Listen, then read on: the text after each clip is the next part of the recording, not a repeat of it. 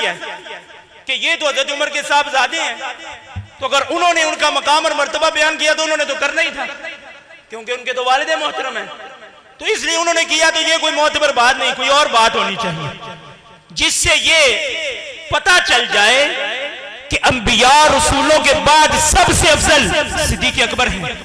کوئی اور بات ہونی چاہیے۔ اسی صحیح بخاری شریف سے جلد نمبر 1 صفحہ نمبر 518 سے یہ روایت آپ کے گوش گزار کرتا ہوں۔ یہ روایت سننے ابی داؤد کے اندر بھی موجود ہے، جلد نمبر 2 میں باب السنہ میں۔ یہ حدیث روایت ہے محمد بن حنفیہ سے، اور محمد بن حنفیہ یہ مولا علی شیر خدا کرم اللہ تعالی وجہ الکریم کے صاحبزادے ہیں، حضرت فاطمہ سے نہیں ہے۔ حضرت فاطمہ کے وصال کے بعد مولا علی نے حنفیہ قبیلے کی ایک عورت سے شادی کی تھی، اس سے یہ بیٹے پیدا ہوئے تھے محمد بن حنفیہ، ان سے یہ روایت پیش کرتا ہوں۔ وہ کہتے ہیں قال قلت لأبی ای الناس خیر بعد النبی، قال ابو بکر، قال قلت ثم من، قال عمر، وخشیت ان یقول عثمان، قلت ثم انت، قال ما انا الا رجل من المسلمین۔ وفي رواية أخرى قال الحسن بن علي والله لو سمى علي بن أبي طالب رضي الله تعالى عنه بعد عمر لقال عثمان بن عفان رضی اللہ تعالی عنہ۔ محمد بن حنفیہ کہتے ہیں میں نے اپنے والد محترم مولا علی سے سوال کیا، اب اس میں تو کوئی شک نہیں ہو سکتا، خود مولا علی کا بیٹا سوال کرنے والا ہے اور جواب دینے والے بھی خود مولا علی شیر خدا ہیں، وہ جن کا علم مشہور ہے، وہ جو باب مدینۃ العلم ہے، ان سے سوال کیا، اور کتاب صحیح بخاری شریف ہے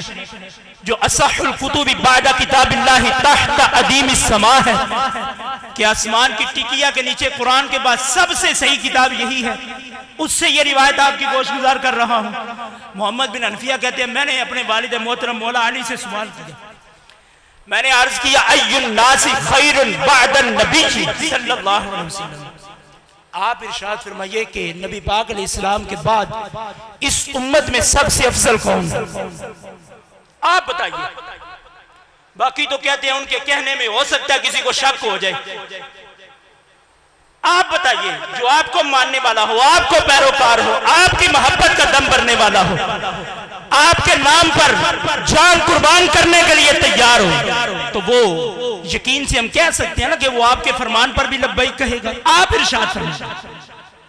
کہ نبی پاک کے بعد اس امت میں سب سے افضل کون ہے، تو مولا علی نے کیا ارشاد فرمایا قال ابو بکر،